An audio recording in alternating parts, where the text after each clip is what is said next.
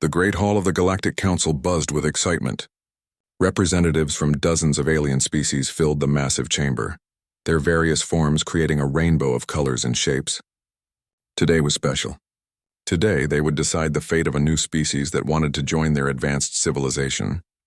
Ambassador Zexthul stood at the center of the hall. His tall, blue-skinned form commanded attention as his four eyes scanned the crowd. Behind him, a huge holographic display flickered to life, showing images of a small blue planet orbiting a yellow star. Fellow council members, Zexthul began, his voice carrying easily through the chamber. We gather today to discuss the humans of Earth. They have requested membership in our great alliance. A ripple of whispers spread through the hall. The graceful Etherians, beings of pure energy contained in shimmering robes, floated near the front. Their leader Luminara spoke first. What do we know of their capabilities, Ambassador? Zexthul smiled, showing rows of sharp teeth. That is exactly what I wish to show you all today. He gestured to the display and new images appeared. Behold human military technology. The first image showed a primitive rocket launcher. Crude metal tubes fired chemical explosives in simple arcs. The audience began to murmur with amusement. Next came pictures of human tanks, bulky metal boxes that moved on treads, shooting solid projectiles through long barrels. Fascinating, commented Vorth Prime, the crystalline leader of the Vorthak. His diamond-like body caught the light as he leaned forward. They still use kinetic weapons, how quaint. The display continued, showing human fighter jets, their engines burning fossil fuels to push through atmosphere. Then came images of human naval vessels floating on water surfaces and firing explosive shells at distant targets. By now, soft laughter was starting to fill the hall. The Nexus Collective's representative, a cybernetic being called Unit 7, processed the data quickly. Analysis complete. Human weapons operate on combustion principles. Efficiency rating extremely low. Zexthul nodded knowingly. But wait, there is more. The display shifted to show humanity's most powerful weapons, nuclear bombs. The mushroom clouds looked impressive, but the technical data made the aliens laugh harder. They irradiate their own planet to create explosions, giggled Chirtak, a insectoid being from the hive worlds. How wonderfully primitive. Etherian Luminara floated higher, her energy form pulsing with amusement. Observe our plasma harmonics, she said. With a gesture, she created a small sun in her palm, its heat warming the entire section of the hall. We bend stellar fire to our will. Their crude explosives are like children playing with firecrackers. Vorth Prime stood, his crystal body ringing like a bell. See how we shape reality itself. He reached out and twisted space around his hand, creating a small black hole that consumed light and matter before closing safely. Their nuclear weapons affect only the physical realm. We rewrite the laws of existence, Unit 7's mechanical voice added to the display. Nexus quantum disruptors operate beyond dimensional boundaries. A beam of pure energy shot from its arm, phasing through several solid objects before harmlessly dissipating. Human weapons cannot even touch targets in parallel dimensions. The laughter grew louder as more species demonstrated their advanced capabilities. The Molten Cast showed how they could control gravity itself, making objects float and dance through the air. The Whisper Folk proved they could attack mines directly, bypassing physical defenses entirely. Through it all, one figure sat quietly in the human delegation area. Admiral Sarah Chen wore a simple blue uniform with no decorative elements. Her gray hair was pulled back neatly, and her brown eyes watched the alien demonstrations without visible emotion. She seemed small and plain compared to the magnificent beings around her. The question before us is clear, Zexthul announced as the demonstrations ended. What place can such a primitive species have in our advanced civilization? They could serve as laborers, suggested Chirtak. Their crude tools might be useful for basic construction work. Vorth Prime's crystalline form sparkled. Mining operations, perhaps. Their kinetic weapons could break apart asteroids for us. They show promise in basic engineering, Unit 7 calculated. With proper guidance, they might maintain our simpler facilities. Luminara's energy form dimmed thoughtfully. We should not be too harsh. Every species must start somewhere. When we first encountered the Vorthak, they were still using solid matter for everything. This brought more laughter from the assembly. Vorth Prime himself chimed in musical tones that indicated good humor. I propose, Zexthul said formally, that we grant humans probationary membership as a protected species. They will provide labor and basic services while we guide their development. In time, perhaps they can advance beyond their current limitations. The vote was quick and unanimous. Species after species agreed that humans needed protection and guidance. They were too primitive to be dangerous, too simple to be threatening, and too basic to contribute anything meaningful to galactic civilization. Finally, Zexthul turned to Admiral Chen. "Human representative, do you accept our generous offer? We will protect your people and give them a place in the galaxy, despite their obvious technological disadvantages." Admiral Chen stood slowly. She was shorter than most beings in the hall, and her simple uniform looked plain next to the exotic forms around her. When she spoke, her voice was calm and steady. "The human people are honored by your offer, Ambassador Zexthul. We gratefully accept membership in the Galactic Council." Her response seemed perfectly normal, exactly what they expected from a primitive species being offered such a gift. But several of the more observant aliens noticed something odd about her tone.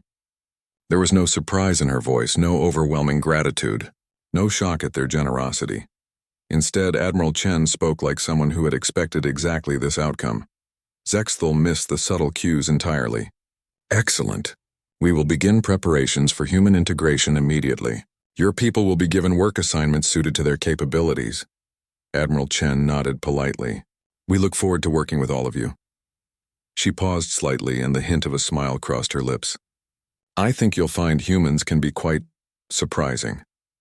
Most of the aliens took this as simple enthusiasm from a grateful primitive. They began discussing among themselves how to best use human labor, where to station human work crews, and which simple tasks humans might be able to handle. None of them noticed that Admiral Chen's smile never reached her eyes. None of them saw the small device on her wrist that had been recording everything, and none of them realized that her words carried a meaning completely different from what they assumed. As the great hall emptied and the various species departed to their ships, Admiral Chen remained seated.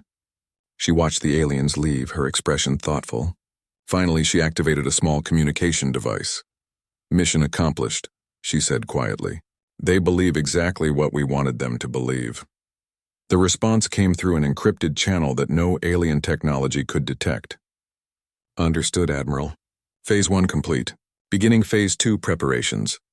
Admiral Chen stood and walked toward the exit, her steps unhurried and casual. To any observer, she looked like exactly what the aliens thought she was, a primitive human grateful for the chance to serve her betters. But her smile had grown slightly wider. The game had begun. 6 months had passed since humanity joined the Galactic Council as a protected species. Human workers now labored on mining stations, construction projects, and supply runs throughout known space. The aliens were pleased with their new workforce. Humans proved surprisingly reliable and hard-working, even if they remained technologically primitive. Captain Rex Voltar of the Void Cartel smiled as he studied the sensor readings. His ship, the Bone Crusher, drifted silently through the outer rim system known as Kepler 442. Behind him, 3 more cartel vessels waited in formation: the Death Whisper, Skullgrinder, and Painmaker. All 4 ships were armed with stolen Council technology, plasma cannons and energy shields that made them nearly unstoppable against civilian targets. "Look what we have here," Rex growled, his scarred face twisting with greed. On his display, a small convoy of human cargo ships moved slowly through space, carrying valuable minerals from the outer mining stations back to human space. His first officer, a one-eyed alien called Slash, leaned over the sensor console. "5 cargo ships, Captain. Looks like they're carrying refined metals and rare elements, worth millions on the black market." Rex's yellow eyes gleamed. "And their escort?" "2 human military ships," Slash reported. "Small ones. The usual primitive human weapons, railguns and chemical missiles." The bridge crew laughed. Everyone in the galaxy knew about human weapons by now. Crude kinetic launchers that fired solid projectiles, chemical explosives that barely scratched modern energy shields. It was like attacking a battleship with stones and sticks. "Any Council ships nearby?" Rex asked, though he already knew the answer. "Negative, Captain. Nearest Council patrol is 3 systems away." Rex stood up from his command chair. "Perfect. Today we feast, boys. Target those pathetic human escorts first. Once they're space dust, we'll take our time with the cargo ships. The Void cartel ships powered up their weapons and moved toward the human convoy. Rex expected this to be over in minutes. Human ships were slow, their weapons weak, and their technology laughably outdated. The cartel had raided dozens of human convoys in recent months, and not one had put up any real fight. On the bridge of the human escort vessel Armstrong, Commander Lisa Park watched the approaching pirate ships on her tactical display. She was a veteran of many space battles, though the aliens didn't know that. According to Galactic Council records, humans had no real military experience beyond their own primitive planet. "Cartel ships incoming," reported her weapons officer, Lieutenant Rodriguez. "4 vessels, all armed with stolen Council tech." Commander Park nodded calmly. "Signal the convoy. Standard defensive formation. Have them begin evasive maneuvers." Her communications officer looked confused. "Ma'am, shouldn't we call for Council assistance? Those are cartel raiders with plasma weapons." Commander Park smiled slightly. "Not yet, Lieutenant. Let's see what happens first." The first shots came from the Death Whisper. Bright plasma bolts streaked through space toward the Armstrong. The human ship's pilot threw it into a sharp turn, and the plasma missed by mere meters. "Return fire," Commander Park ordered. "All railgun batteries target the lead ship." The Armstrong's railguns opened up, sending solid metal projectiles at incredible speed toward the cartel vessels. The pirates' energy shields flared as they absorbed the impacts but held strong. "Direct hits, no damage," Rodriguez reported. "Their shields are holding." On the Bone Crusher, Rex laughed as his ship shook slightly from the human weapons. "Is that the best they can do? My grandmother hits harder than that." But as the battle continued, Rex began to notice something strange. The human ships weren't running away. Every other civilian convoy had either fled immediately or surrendered after the first exchange of fire. These humans kept fighting, kept maneuvering, kept firing their primitive weapons even though they seemed to have no effect. "Why won't they give up?" Slash muttered, watching the human ships continue their evasive patterns. The human escort ships moved with precision that surprised the pirates. They worked together perfectly, one ship drawing fire while the other attacked from an unexpected angle. When the Skull Grinder tried to flank them, both human ships turned as if they shared a single mind and concentrated their fire on the cartel vessel. "They're actually coordinating," Rex realized with growing irritation. "How are primitives this organized?"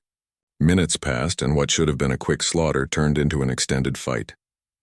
The human ships kept taking hits from the superior cartel weapons, their hull armor scoring and their shields failing in places. But they refused to break off or surrender.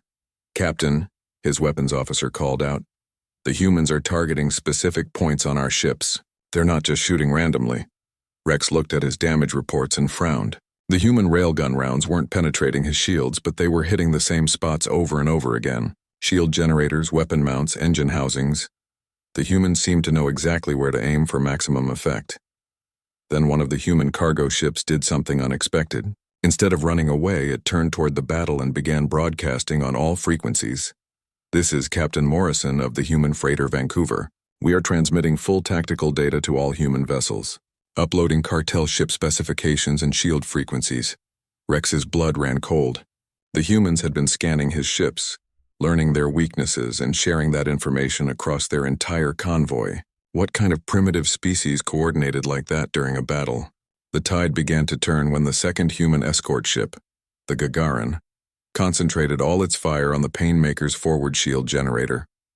The constant hammering of railgun rounds finally overloaded the stolen Council technology, and the shield flickered and failed. "Painmaker has lost forward shields," Slash reported with alarm. Immediately, both human escorts focused their fire on the now vulnerable pirate ship. Solid projectiles tore through armor plating, and the Painmaker began venting atmosphere and debris. "How?" Rex snarled. "Their weapons are primitive. Our shields should stop everything they have." But as he watched, he realized what the humans were doing. They weren't trying to overwhelm the shields with raw power. Instead, they were finding the exact frequency and timing that would cause resonance failures. They were using their primitive kinetic weapons like precision instruments, turning the cartel's own technology against itself. The Death Whisper tried to break off and retreat, but the human ships had positioned themselves perfectly. Every escape route was covered, every maneuver anticipated. It was like fighting an enemy that could predict the future. "Captain," his sensor operator called out urgently, I'm detecting new ships approaching. Multiple human vessels incoming fast. On her bridge, Commander Park smiled as she watched the reinforcement ships appear on her sensors. About time, she muttered. But when the new human ships appeared, even Commander Park was impressed. These weren't the same type of vessels the cartel had been fighting. These were larger, sleeker, and moved with deadly grace through space. Rex stared at his sensors in disbelief. Those aren't the same ships. Where did they come from? The lead reinforcement vessel opened communications. A stern-faced human admiral appeared on the screen. Her gray hair pulled back and her brown eyes cold as space. This is Admiral Sarah Chen of the Human Defense Fleet. Cartel vessels, you are ordered to surrender immediately. Rex recognized her from the council meetings. This was the same primitive human who had accepted membership as a protected species. But something was very different now. Her voice carried absolute authority, and her ships moved with lethal intent. Admiral, Rex tried to sound confident. Your people called for help from their betters. We were just having some fun with your cargo ships. Admiral Chen's expression didn't change. You wanted to see human firepower, Captain Voltar. You've been looking at our export models. Rex's confusion showed on his scarred face. Export models? What are you talking about? The Admiral's smile was cold as the void between stars. Everything you've seen from humanity so far has been carefully selected for alien observation. The weapons, the technology, the capabilities, all designed to create a specific impression. She paused, and Rex felt a chill run down his spine. Would you like to see what we actually build for ourselves? Admiral Chen's reinforcement fleet moved into attack formation with fluid precision. Rex Voltar watched in growing horror as the human ships demonstrated capabilities that should not exist. These vessels were nothing like the crude, bulky ships the aliens had observed during humanity's council evaluation. The lead human ship, identified as the Defiance, was sleek and angular, its dark hull seeming to absorb light rather than reflect it. Strange energy patterns flickered along its surface, and Rex's sensors couldn't get a clear reading on its weapon systems. Impossible, whispered Slash from beside him. The council showed us human technology. Chemical rockets, kinetic weapons, primitive nuclear devices. Admiral Chen's voice came over the communication channel again, calm and professional. Captain Voltar, this is your final warning. Power down your weapons and prepare to be boarded. Rex's pride overcame his growing fear. You think I'm afraid of human primitives? We have council technology, plasma cannons, quantum shields, dimensional disruptors. I know exactly what you have, Admiral Chen replied. We've been watching the cartel for months. We know every ship in your fleet, every weapon system, every tactical doctrine you use. The Admiral paused, and her expression grew hard. The question is, Captain, do you know what we have? Rex snarled and turned to his weapons officer. All ships open fire. Show these humans what real weapons can do. The 4 cartel vessels unleashed everything they had. Plasma bolts, particle beams, and quantum disruptors filled space with deadly energy. The attacks should have vaporized the human ships instantly. Instead, something impossible happened. The human weapons fired back, but these were unlike anything Rex had ever seen. From the Defiance came projectiles that seemed to phase in and out of existence, passing through the cartel's energy shields as if they weren't there. The solid metal round struck the Bone Crusher's hull directly, tearing through armor that should have been impenetrable. Shields are useless, his engineer screamed. Their weapons are ignoring our defensive systems. The second human ship, called Indomitable, fired what looked like conventional missiles. But when they struck the Death Whisper, they didn't explode on the surface. Instead, they seemed to tunnel into the ship's structure, detonating from within and causing massive internal damage. How are they doing this? Rex demanded. Their technology is primitive. On the human flagship, Commander Lisa Park coordinated the attack with calm efficiency. She stood in the Combat Information Center surrounded by holographic displays showing the battle in real time. Phase ammunition is performing perfectly, reported her weapons officer. Direct penetration of cartel shields confirmed. Dimensional missiles are tracking true, added another technician. All internal detonations successful, Park nodded. Excellent. Begin deployment of adaptive countermeasures. The third wave of human weapons was even more devastating. The cartel ships tried to adjust their tactics, but the human vessels seemed to anticipate every move. When the Skull Grinder fired its main plasma cannon, the human ship it targeted simply wasn't there anymore. It had shifted position exactly 1 second before the weapon fired. They're predicting our attacks, Slash gasped, staring at his tactical display. How is that possible? The answer came when the human ships began jamming cartel communications while simultaneously broadcasting their own tactical data to each other in real time. Every human vessel knew instantly what every other human ship was doing, creating a level of coordination that seemed almost supernatural. But the real shock came when the Painmaker, already damaged from the earlier fight, tried to retreat into hyperspace. The human ship Relentless fired a single weapon, a device that created a localized space-time distortion. The fleeing cartel vessel was pulled out of its jump attempt and left helpless in normal space. They can manipulate hyperspace. Rex's voice cracked with disbelief. That's advanced council technology. Humans aren't supposed to have that. Admiral Chen's face appeared on his screen again. Captain, you're making assumptions based on incomplete information. Humanity didn't develop these weapons in isolation. She gestured to something off-screen, and new images appeared on Rex's display. They showed human scientists working alongside alien equipment, studying captured technology, and running complex experiments. Every piece of council technology that entered human space was carefully analyzed, the Admiral explained. Every plasma weapon, every energy shield, every dimensional manipulator. We didn't just copy them, we improved them. The display showed human workshops where alien technology was being combined with human engineering principles. Etherian plasma systems were merged with human targeting computers. Vorthak reality manipulation crystals were integrated with human tactical networks. Nexus quantum processors were enhanced with human adaptive algorithms. You see, Captain, while the Council was laughing at our primitive weapons, we were learning from their advanced ones. Rex's ship shook as another phase round penetrated his hull. His damage control teams reported systems failures throughout the vessel. The other cartel ships were faring even worse. The Death Whisper was listing heavily, venting atmosphere from multiple breaches, and the Skull Grinder had lost main power entirely. This is impossible, Rex repeated, as if saying it enough times would make it true. The Council evaluated your species. Your weapons are chemical explosives and kinetic launchers. Admiral Chen's smile was cold as vacuum. The weapons we showed the Council were real, Captain, but they weren't representative of our full capabilities. She paused to let that sink in. Every piece of technology we demonstrated during our evaluation was carefully selected. We showed them our oldest, most basic systems, while our actual military used equipment they never saw.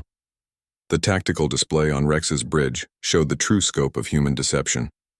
While the Council had been observing primitive human rockets and crude missiles, humanity had been secretly developing hybrid technologies that combined the best of both species' innovations.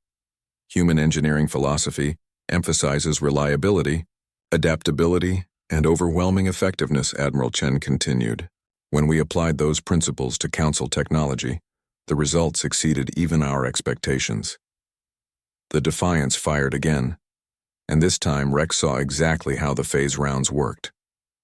The projectiles existed in multiple dimensions simultaneously, allowing them to bypass energy shields that only protected against attacks in normal space. It was brilliant, a combination of human kinetic weapons and alien dimensional science. Your people studied our weaknesses, Rex realized with growing horror. You knew exactly how to defeat Council technology.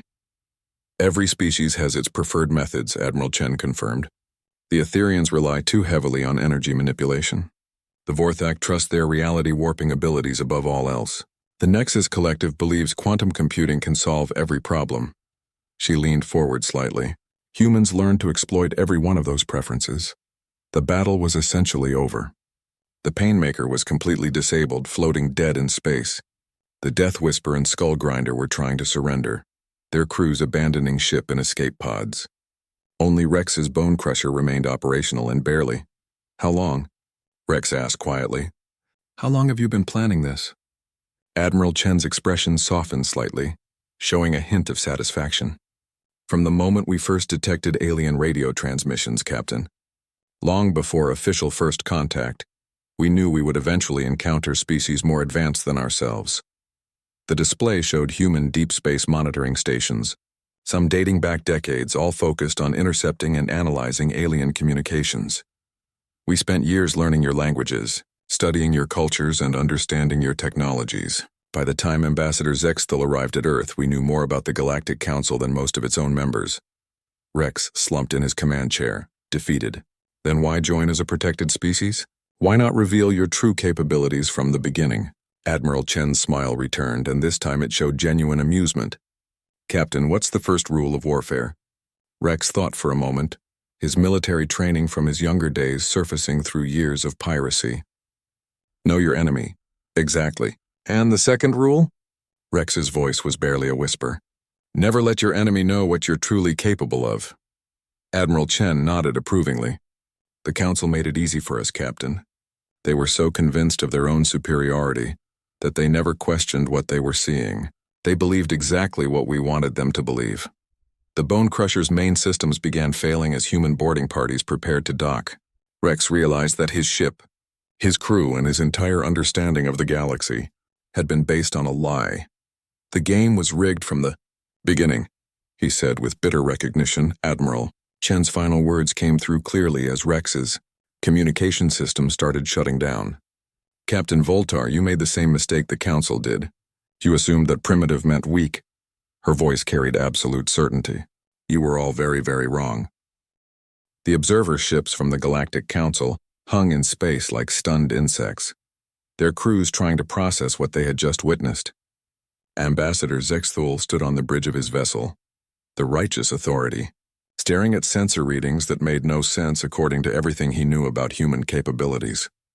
Run the analysis again, he ordered his science officer, a crystalline Vorthak named Shard of Truth. I have run it 17 times. Ambassador, Shard of Truth replied, his voice chiming like broken glass. The results remained consistent. Human weapons demonstrated capabilities far beyond their documented technology levels. The other Council observers were equally confused. Captain Luminous Wake of the Etherean vessel.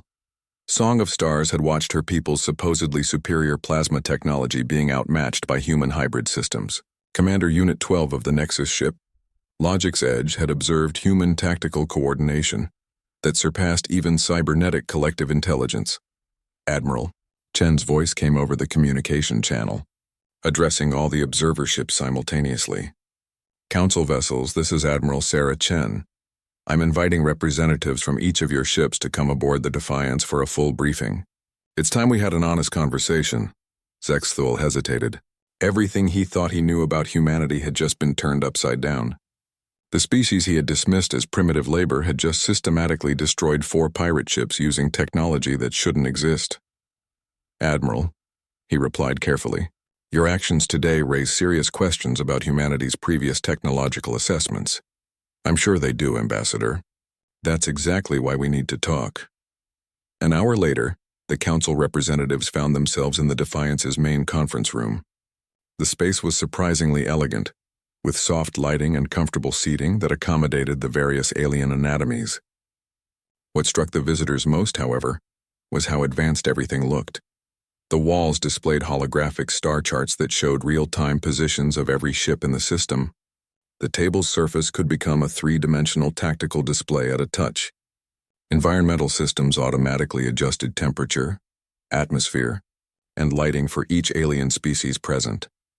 Admiral Chen entered with several other human officers, including Commander Park from the earlier battle. The humans looked professional and confident, nothing like the primitive laborers the Council had expected to be guiding for centuries. Thank you all for coming, Admiral Chen began, taking her seat at the head of the table. I know you have questions. Before you ask them, let me show you something. The room's lighting dimmed and the walls became a massive display screen. Images began flowing across the surfaces.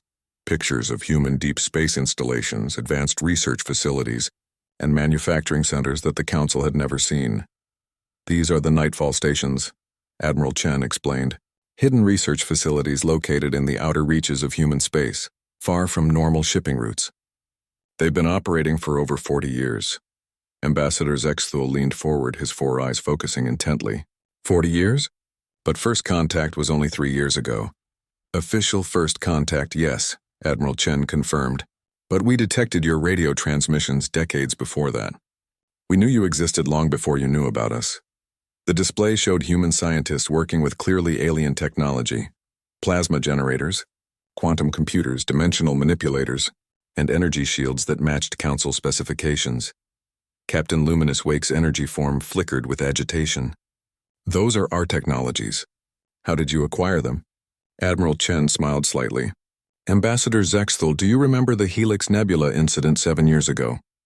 When the Etherian research vessel Bright Harmony was lost in a spatial anomaly?" Zexthal's expression darkened. "The crew was never recovered. The ship was declared totally destroyed. The crew was rescued," Admiral Chen said quietly. "By us." The room fell silent except for the humming of environmental systems. The alien stared at Admiral Chen as if she had just claimed to resurrect the dead. "Impossible," whispered Unit 12. "Our sensors detected no survivors. The ship was completely vaporized." "Your sensors detected exactly what we wanted them to detect," Commander Park spoke for the first time. "We had been monitoring Council shipping routes for years.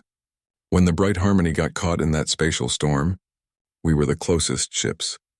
The display showed new images, human rescue vessels approaching a damaged Etherian ship, human medical teams treating injured aliens, and human engineers studying alien technology with the full cooperation of grateful survivors." Admiral Chen continued the explanation. "The Etherian crew was rescued and treated at one of our hidden stations. They spent 6 months recovering while we learned about their technology and culture." Captain Luminous Wake's energy form brightened with sudden understanding. The crew reported experiencing memory gaps during their rescue. They said they couldn't remember details of how they survived. "We helped them forget certain specifics," Admiral Chen admitted, "not from cruelty but for mutual protection. They returned to your space with false memories of being rescued by an automated Council emergency beacon. The implications hit Ambassador Zexthal like a physical blow. How many other incidents were actually human operations?" 17 major rescues over the past 15 years, Admiral Chen replied. "Each time we gained valuable intelligence about Council technology and society. Each time the survivors returned with carefully modified memories that protected both our secrets and their own safety." Commander Unit 12's mechanical voice carried a note of something that might have been admiration. "Analysis. Humans demonstrated long-term strategic planning exceeding Nexus collective projections by significant margins." The display shifted to show human analysis of alien weaknesses. Each Council species was broken down by technological dependencies, cultural blind spots, and tactical preferences. The depth of understanding was staggering. "The Etherians excel at energy manipulation but struggle with solid matter interactions," Admiral Chen read from the files. "The Vorthak can warp reality but depend too heavily on their crystals as focus points. The Nexus Collective has superior processing power but lacks creative problem-solving abilities." She looked directly at each representative. "We studied all of you for decades. We know your strengths, your weaknesses, and exactly how to exploit both." Shard of Truth's crystalline form rang with harmonics of distress. The Council's evaluation of human capabilities was deliberately sabotaged. "Not sabotaged," Admiral Chen corrected. "Managed. We showed you exactly what we wanted you to see." The display now showed the careful preparation that had gone into humanity's first contact presentation. Every piece of technology demonstrated to the Council had been selected from humanity's oldest, most basic military equipment. Meanwhile, their actual defense forces used hybrid systems that combined human engineering with adapted alien technology. "The weapons we showed you were real," Admiral Chen emphasized. "Chemical rockets, kinetic projectiles, nuclear explosives, all genuine human technology. But they weren't our primary military systems." Captain Luminous Wake pulsed with realization. "You wanted us to underestimate you." "We needed time," Admiral Chen explained. "Time to study your cultures, understand your politics, and integrate ourselves into galactic society. Being seen as primitive and harmless gave us that time." Ambassador Zexthal's voice carried a mixture of anger and grudging respect. "You played us for fools." "We played a strategic game with very high stakes," Admiral Chen replied. "If we had revealed our true capabilities from the beginning, how would the Council have reacted? Would you have welcomed an unknown species that demonstrated advanced hybrid technology and superior tactical coordination?" The silence that followed answered her question. Every alien in the room knew that an openly powerful humanity would have been seen as a threat to be contained or destroyed. "Instead," Admiral Chen continued, "we became the harmless primitives who needed guidance and protection. We were invited into your space, given access to your trade routes, and allowed to observe your societies from within. Commander Unit 12 processed this information with mechanical precision. Conclusion: humans executed perfect intelligence infiltration operations spanning multiple decades. The display showed the true scope of human activities during their 6 months as Council members. Human workers hadn't just been performing manual labor, they had been gathering intelligence, mapping alien facilities, and studying Council military capabilities from the inside. Every mining station, every construction project, every supply run, Admiral Chen listed. Human workers documented everything they saw. Defense installations, government facilities, military protocols, technological specifications. She paused to let the implications sink in. We now know more about the inner workings of the Galactic Council than most Council members themselves. Ambassador Zexthul stood up abruptly, his tall form towering over the table. This is espionage on an unprecedented scale. The Council will never tolerate such deception. Admiral Chen remained calm. Ambassador, that brings us to the real purpose of this meeting.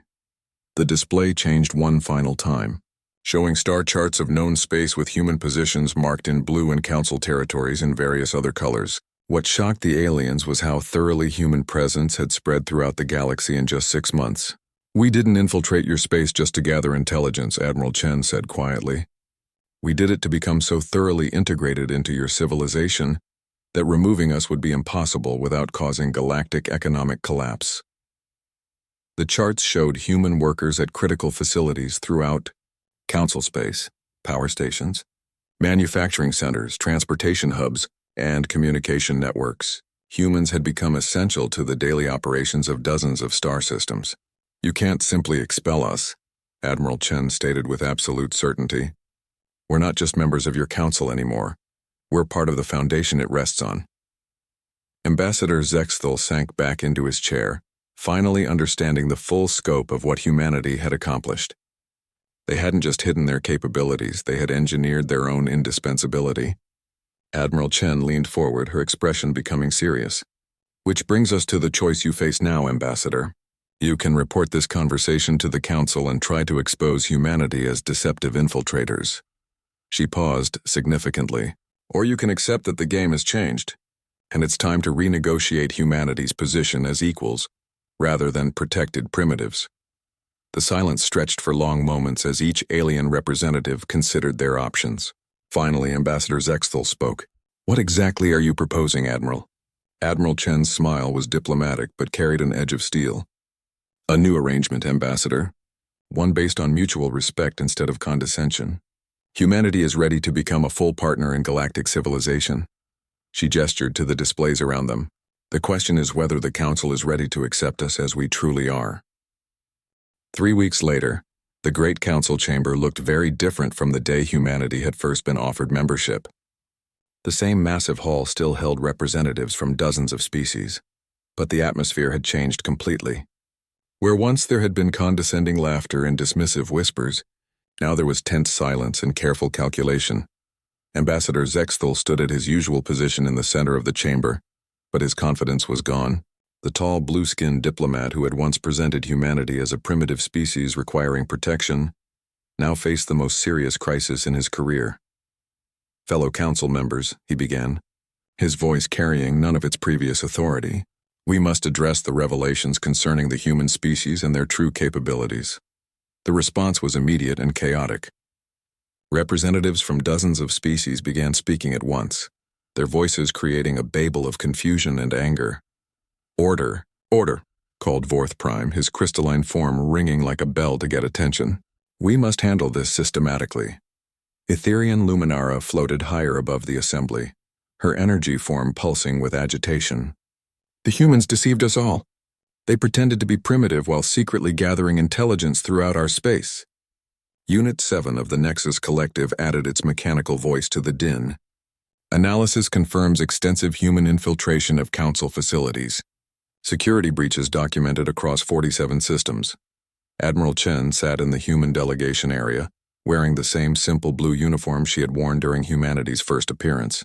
But now, instead of looking small and plain compared to the magnificent aliens around her, she appeared calm and confident. The other species could no longer see her as a primitive seeking their guidance. The question before us, Zexthul continued, struggling to maintain order, is how to respond to this unprecedented situation. Kirtak of the Hive Worlds clicked his mandibles aggressively. They must be expelled immediately. No species can be allowed to join our council through deception. And how do you propose we do that? Asked a new voice from the back of the chamber. Everyone turned to see Trade Minister Kavaltok of the Commerce Guild, his tentacled form rippling with stress patterns. What do you mean? Kirtak demanded. Minister Kavaltok activated a holographic display that showed economic data from across council space. Human workers are now essential to the operation of infrastructure in over 200 systems. They manage power distribution networks, maintain transportation hubs, and operate manufacturing facilities.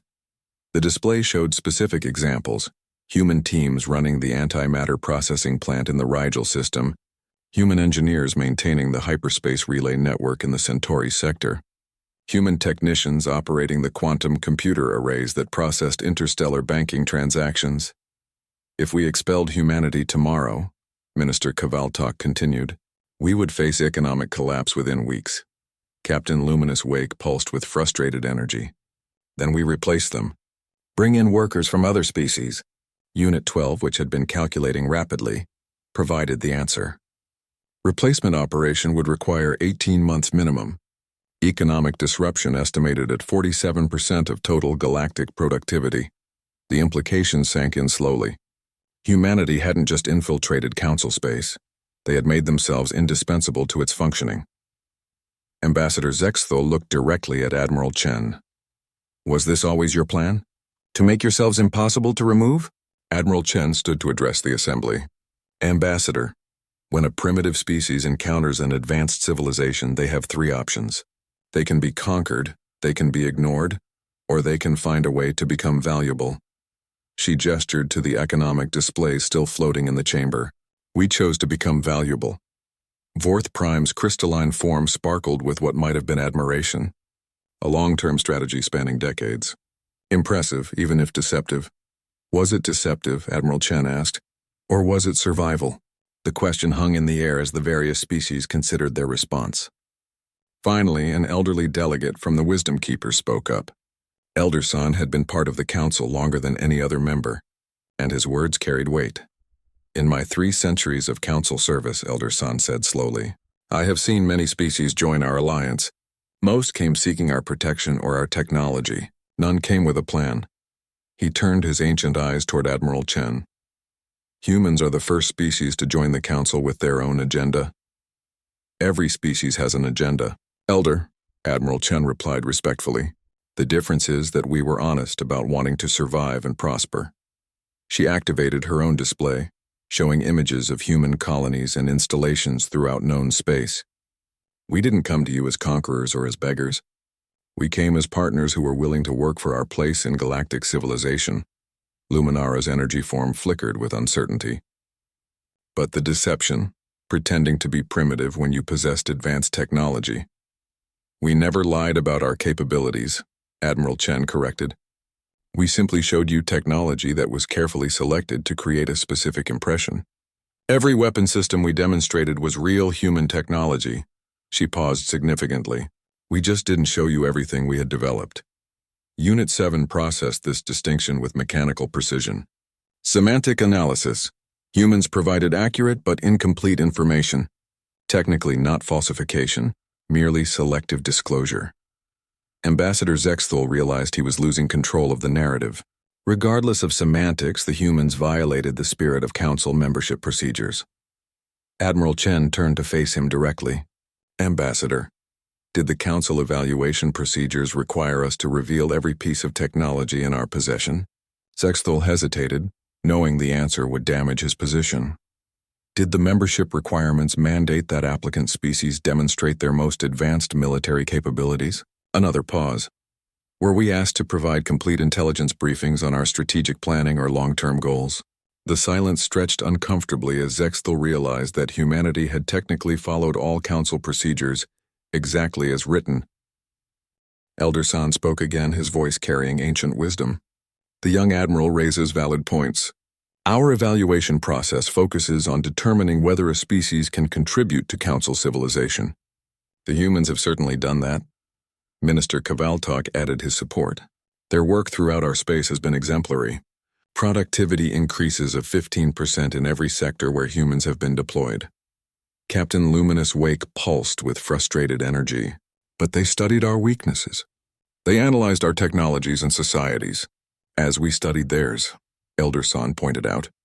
Did we not spend months analyzing human culture, technology, and psychology during their evaluation period? Did we not assign intelligence officers to monitor their activities? The hypocrisy was becoming clear.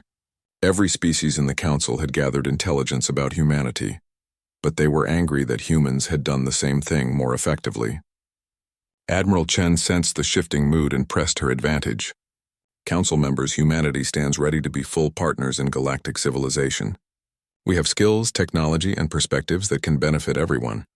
She activated a new display showing human innovations that had already improved Council operations. Our adaptive engineering has increased efficiency in 17 different industrial processes. Our tactical coordination protocols have reduced shipping losses by 30%. Our hybrid technologies offer new possibilities for everyone. The display showed specific examples: human-designed improvements to Etherian plasma systems, enhanced Vorthak reality manipulation techniques, and optimized Nexus collective processing algorithms. We didn't just take from your civilizations, Admiral Chen emphasized. We gave back.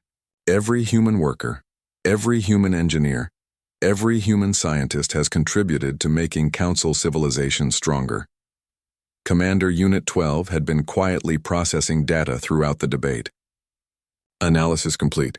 Human integration has produced net positive results across all measurable parameters. Recommendation: formalize expanded human participation in Council governance. The tide was turning. Even species that had initially been angry about the deception were beginning to see the practical benefits of accepting humanity as full partners rather than protected primitives.